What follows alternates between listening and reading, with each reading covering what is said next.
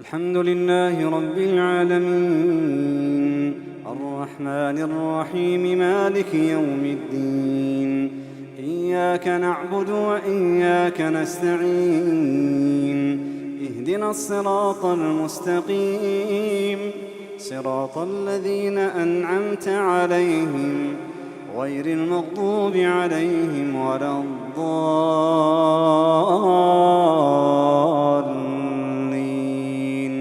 آمين. يا أيها الناس اتقوا ربكم الذي خلقكم من نفس واحدة وخلق منها زوجها وبث منهما رجالا كثيرا ونساء واتقوا الله الذي تساءلون به والأرحام إن الله كان عليكم رقيبا. وآتوا اليتامى أموالهم ولا تتبدلوا الخبيث بالطيب ولا تأكلوا أموالهم إلى أموالكم إنه كان حوبا كبيرا. وإن خفتم ألا تقسطوا في اليتامى فانكحوا ما طاب لكم من النساء مثنى وثلاث ورباع فإن خفتم ألا تعدلوا فواحدة أو ما ملكت أيمانكم ذلك أدنى ألا تعولوا. وآتوا النساء صدقاتهن نحلة فإن طبن لكم عن شيء منه نفسا فكلوه هنيئا مريئا.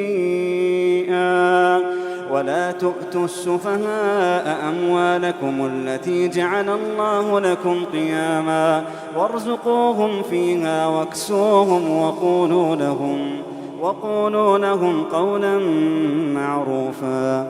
وابتلوا اليتامى حتى إذا بلغوا النكاح فإن آنستم منهم رشدا فادفعوا إليهم أموالهم ولا تأكلوها إسرافا وبدارا أن يكبروا. ومن كان غنيا فليستعفف ومن كان فقيرا فليأكل بالمعروف. فإذا دفعتم إليهم أموالهم فأشهدوا عليهم وكفى بالله حسيبا. للرجال نصيب مما ترك الوالدان والأقربون وللنساء نصيب مما ترك الوالدان والأقربون مما قل منه أو كثر نصيبا مفروضا. وإذا حضر القسمة أولو القربى واليتامى والمساكين فارزقوهم منه وقولوا لهم قولا معروفا.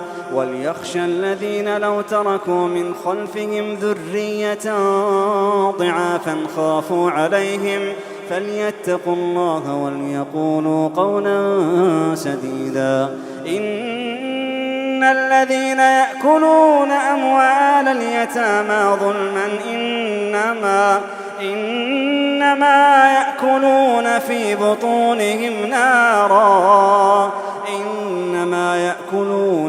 بطونهم نارا وسيصلون سعيرا.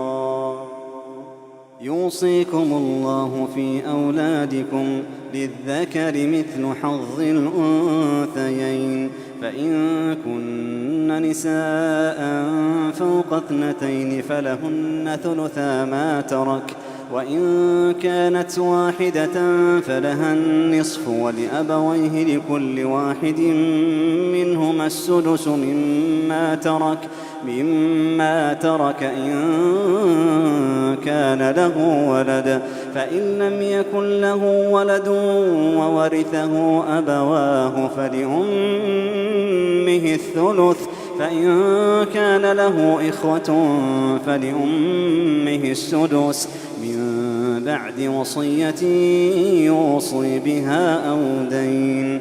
آباؤكم وأبناؤكم لا تدرون أيهم أقرب لكم نفعا فريضة من الله إن الله كان عليما حكيما. ولكم نصف ما ترك أزواجكم إن لم يكن لهن ولد، فإن كان لهن ولد فلكم الربع مما تركن من بعد وصية يوصين بها أو دين. ولهن الربع مما تركتم إن لم يكن لكم ولد، فإن كان لكم ولد فلهن الثمن مما تركتم من بعد وصية توصون بها أو دين. وإن كان رجل يورث كلالة أو امرأة وله أخ أو أخت فلكل واحد منهما السدس، فإن كانوا أكثر من ذلك فهم شركاء في الثلث من بعد وصية يوصى بها أو دين غير مضار، وصية من الله والله عليم حليم. تلك حدود الله، ومن يطع الله ورسوله يدخله جنات تجري من تحتها الأنهار خالدين فيها وذلك الفوز العظيم. ومن يعص الله ورسوله ويتعد حدوده يدخله نارا خالدا فيها وله عذاب مهين. واللاتي يأتين الفاحشة من نسائكم فاستشهدوا عليهن 4 منكم، فإن شهدوا فأمسكوهن في البيوت حتى يتوفاهن الموت أو يجعل الله لهن سبيلا. واللذان يأتيانها منكم فآذوهما، فإن تابا وأصلحا فأعرضوا عنهما إن الله كان توابا رحيما. إنما التوبة على الله للذين يعملون السوء بجهالة ثم يتوبون من قريب. إنما التوبة على الله للذين يعملون السوء بجهالة ثم يتوبون من قريب فأولئك يتوب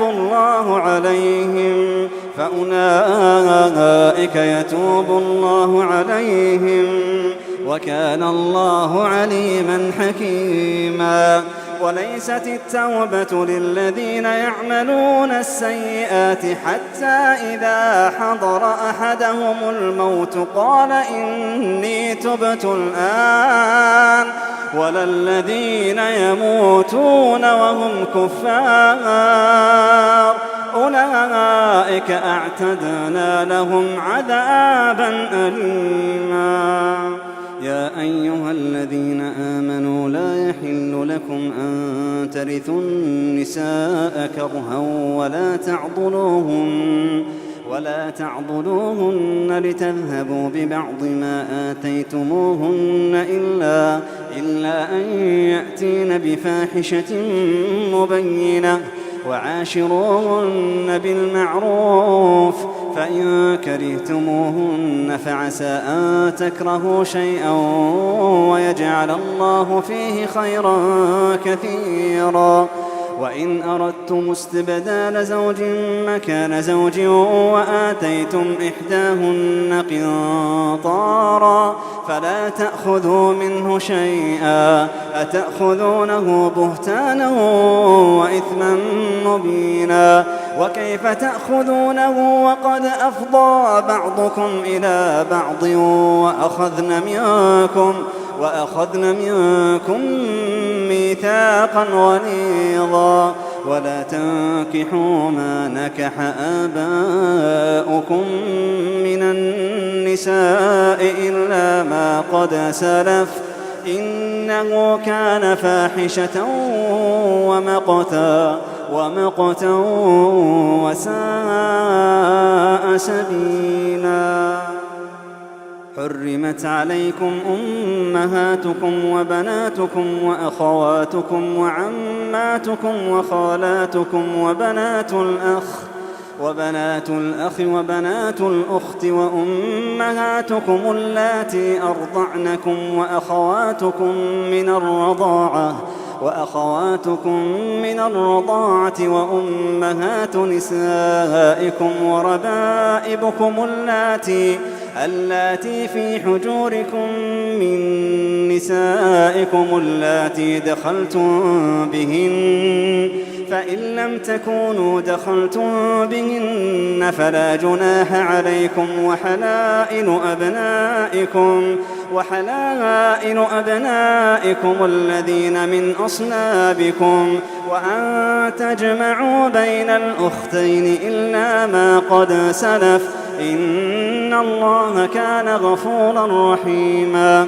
والمحصنات من النساء إلا ما ملكت أيمانكم كتاب الله عليكم وأحل لكم ما وراء ذلكم أن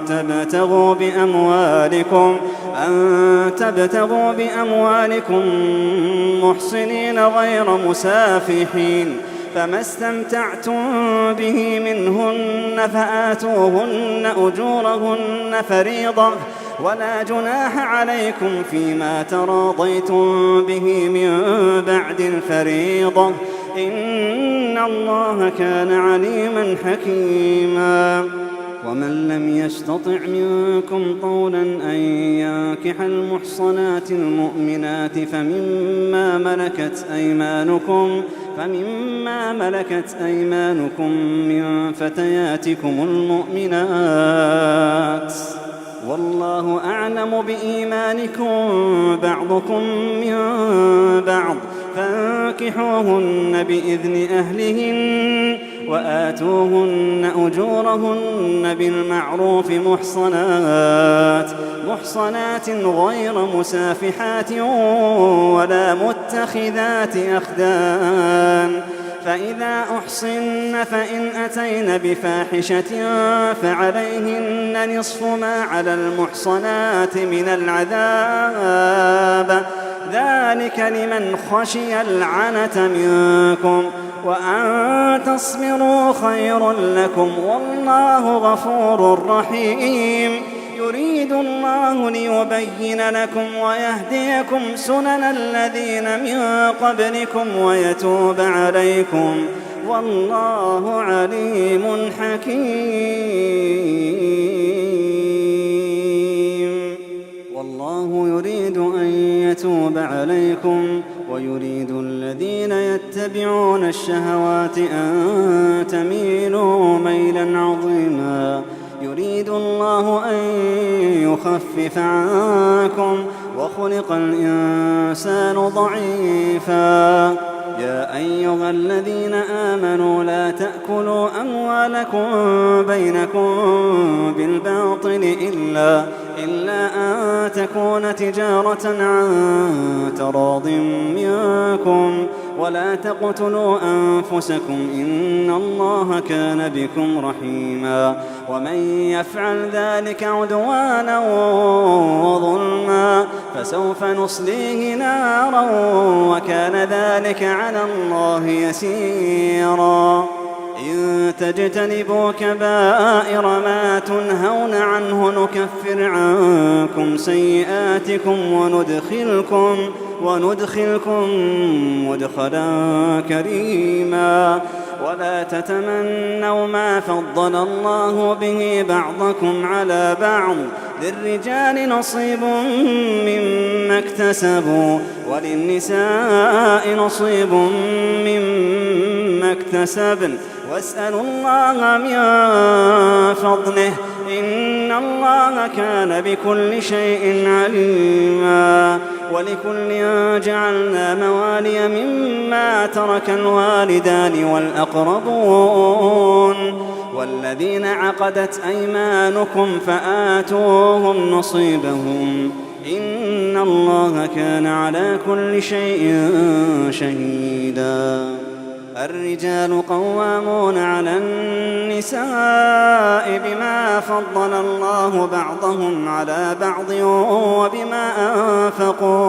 وبما أنفقوا من أموالهم فالصالحات قانتات حافظات للغيب بما حفظ الله واللاتي تخافون نشوزهن فعظوهن واهجروهن في المضاجع واضربوهن فإن أطعنكم فلا تبغوا عليهن سبيلا إن الله كان عليا كبيرا وإن خفتم شقاق بينهما فابعثوا حكما من أهله وحكما من أهلها إن يريدا إصلاحا يوفق الله بينهما إن الله كان عليما خبيرا واعبدوا الله ولا تشركوا به شيئا وبالوالدين إحسانا وبذي القربى واليتامى والمساكين والجار ذي القربى والجار الجنب والصاحب بالجنب وابن السبيل وما ملكت أيمانكم إن الله لا يحب من كان مختالا فخورا الذين يبخلون ويأمرون الناس بالبخل ويكتمون ما آتاهم الله من فضله وأعتدنا للكافرين عذابا مهينا والذين ينفقون أموالهم رئاء الناس ولا يؤمنون بالله ولا باليوم الآخر ومن يكن الشيطان له قرينا فساء قرينا وماذا عليهم لو آمنوا بالله واليوم الآخر وأنفقوا مما رزقهم الله وكان الله بهم عليما إن الله لا يظلم مثقال ذرة وإن تك حسنة يضاعفها ويؤت من لدنه أجرا عظيما فكيف إذا جئنا من كل أمة بشهيد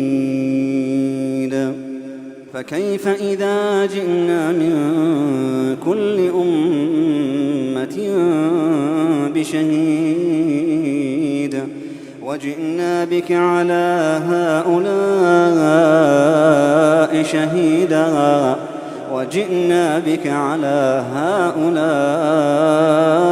شهيدا يومئذ يود الذين كفروا وعصوا الرسول لو تسوى بهم الأرض ولا يكتمون الله حديثا يا أيها الذين آمنوا لا تقربوا الصلاة وأنتم سكارى حتى تعلموا ما تقولون ولا جنبا إلا عابري سبيل حتى تغتسلوا وإن كنتم مرضى أو على سفر أو جاء أحد منكم من الغائط أو لامستم النساء فلم تجدوا ماء فتيمموا صعيدا طيبا فامسحوا بوجوهكم وأيديكم إن الله كان عفوا غفورا. ألم تر إلى الذين أوتوا نصيبا من الكتاب يشترون الضلالة ويريدون أن تضلوا السبيل والله أعلم بأعدائكم وكفى بالله وليا وكفى بالله نصيرا. من الذين هادوا يحرفون الكلم عن مواضعه ويقولون سمعنا وعصينا واسمع غير مسمع وراعنا ليا بألسنتهم وطعنا في الدين ولو أنهم قالوا سمعنا وأطعنا واسمع وانظرنا لكان خيرا لهم وأقوم ولكن لعنهم الله بكفرهم فلا يؤمنون إلا قليلا. يا أيها الذين أوتوا الكتاب آمنوا بما نزلنا مصدقا لما معكم من قبل أن نطمس وجوها فنردها على أدبارها أو نلعنهم كما لعنا أصحاب السبت وكان أمر الله مفعولا. إن الله لا يغفر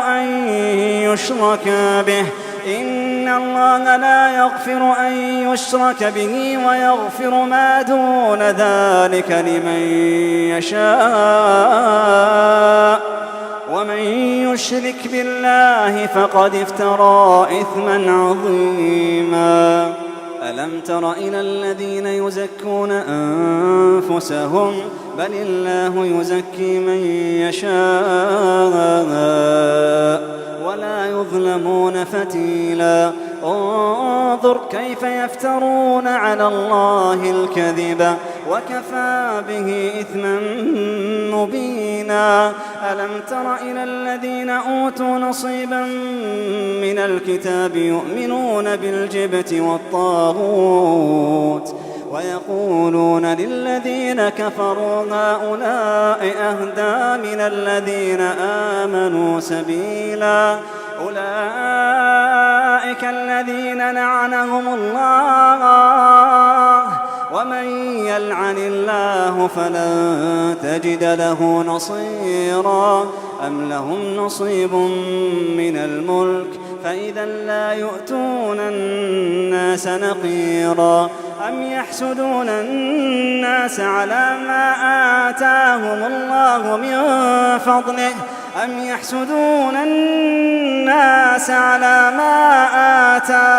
الله من فضله فقد آتينا آل إبراهيم الكتاب والحكمة وآتيناهم ملكا عظيما.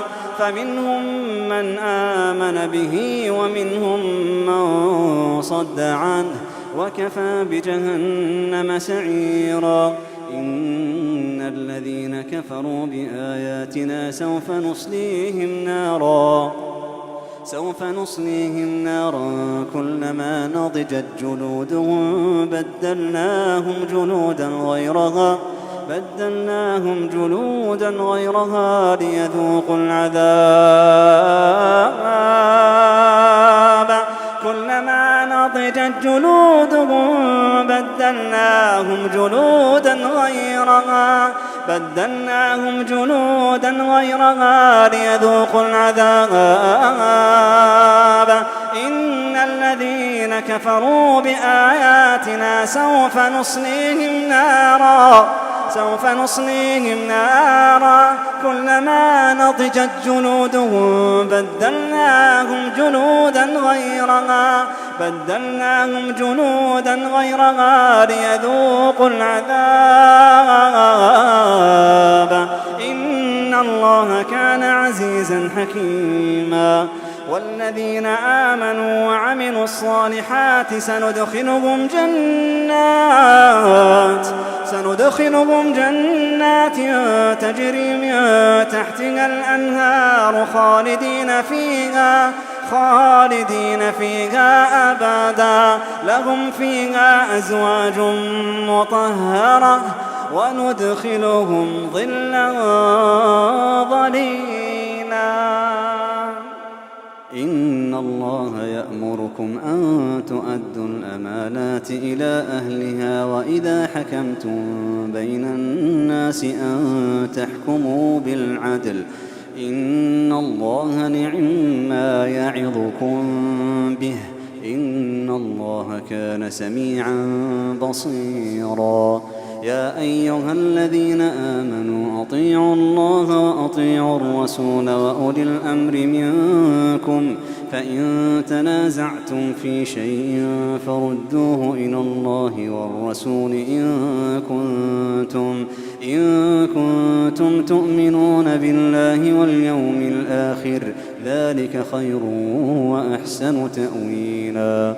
ألم تر إلى الذين يزعمون أنهم آمنوا بما أنزل إليك وما أنزل من قبلك يريدون أن يتحاكموا إلى الطاغوت وقد أمروا أن يكفروا به ويريد الشيطان أن يضلهم ضلالا بعيدا. وإذا قيل لهم تعالوا إلى ما أنزل الله وإلى الرسول رأيت المنافقين يصدون عنك صدودا. فكيف إذا أصابتهم مصيبة بما قدمت أيديهم ثم جاءوك يحلفون بالله إن أردنا إلا إحسانا وتوفيقا أولئك الذين يعلم الله ما في قلوبهم فأعرض عنهم وعظهم وقل لهم في أنفسهم قولا بليغا. وما أرسلنا من رسول إلا ليطاع بإذن الله ولو أنهم إذ ظلموا أنفسهم جاءوك فاستغفروا الله واستغفر لهم الرسول لوجدوا الله توابا رحيما. فلا وربك لا يؤمنون حتى يحكموك فيما شجر بينهم ثم لا يجدوا في أنفسهم حرجا مما قضيت ويسلموا تسليما. ولو أنا كتبنا عليهم أن اقتلوا أنفسكم أو يخرجوا من دياركم ما فعلوه إلا قليل منهم ولو أنهم فعلوا ما يوعظون به لكان خيرا لهم وأشد تثبيتا. وإذا لآتيناهم من لدنا أجرا عظيما ولهديناهم صراطا مستقيما. ومن يطع الله والرسول فأولئك مع الذين أنعم الله عليهم من النبيين والصديقين والشهداء والصالحين وحسن أولئك رفيقا. ذلك الفضل من الله وكفى بالله عليما. يا أيها الذين آمنوا خذوا حذركم فانفروا ثبات أو ينفروا جميعا. وإن منكم لمن ليبطئن فإن أصابتكم مصيبة قال قد أنعم الله علي إذ لم أكن معهم شهيدا ولئن أصابكم فضل من الله ليقولن كأن لم تكن بينكم وبينه مودة يا ليتني كنت معهم فأفوز فوزا عظيما. فليقاتل في سبيل الله الذين يشرون الحياة الدنيا بالآخرة، ومن يقاتل في سبيل الله فيقتل أو يغلب فسوف نؤتيه أجرا عظيما. وما لكم لا تقاتلون في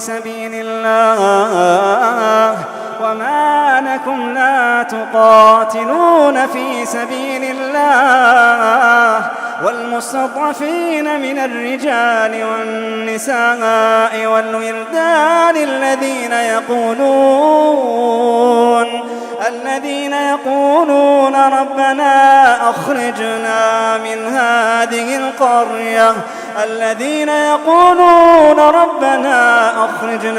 هذه القرية الظالم أهلها واجعل لنا من لدنك وليا واجعل لنا من لدنك نصيرا. الذين آمنوا يقاتلون في سبيل الله والذين كفروا يقاتلون في سبيل الطاغوت فقاتلوا أولياء الشيطان إن كيد الشيطان كان ضعيفا. ألم تر إلى الذين قيل لهم كفوا أيديكم وأقيموا الصلاة وآتوا الزكاة فلما كتب عليهم القتال إذا فريق منهم يخشون الناس كخشية الله أو أشد خشية وقالوا ربنا لم كتبت علينا القتال لولا أخرتنا إلى أجل قريب قل متاع الدنيا قليل والآخرة خير لمن اتقى ولا تظلمون فتيلا. أينما تكونوا يدرككم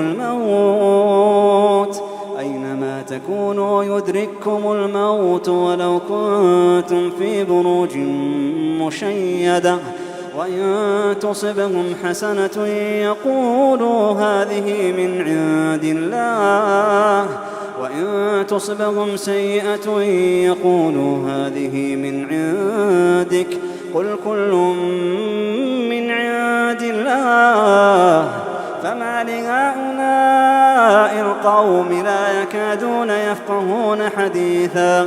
ما أصابك من حسنة فمن الله وما أصابك من سيئة فمن نفسك وأرسلناك للناس رسولا وكفى بالله شهيدا. من يطع الرسول فقد أطاع الله ومن تولى فما أرسلناك عليهم حفيظا. ويقولون طاعة فإذا برزوا من عندك بيت طائفة منهم غير الذي تقول والله يكتب ما يبيتون فأعرض عنهم وتوكل على الله وكفى بالله وكيلا. أفلا يتدبرون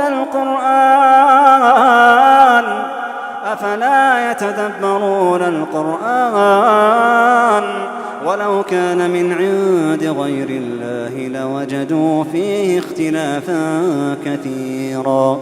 وإذا جاءهم أمر من الأمن أو الخوف أذاعوا به ولو ردوه إلى الرسول وإلى أولي الأمر منهم لعلمه الذين يستنبطونه منهم ولولا فضل الله عليكم ورحمته لاتبعتم الشيطان إلا قليلا. فقاتل في سبيل الله لا تكلف إلا نفسك وحرض المؤمنين عسى الله أن يكف بأس الذين كفروا والله أشد بأسا وأشد تنكيلا من يشفع شفاعة حسنة يكن له نصيب منها ومن يشفع شفاعة سيئة يكن له كفل منها وكان الله على كل شيء مقيتا وإذا حييتم بتحية فحيوا بأحسن منها أو ردوها إن الله كان على كل شيء حسيبا الله لا إله إلا هو الله لا إله إلا هو ليجمعنكم إلى يوم القيامة لا ريب فيه ومن أصدق من الله حديثا.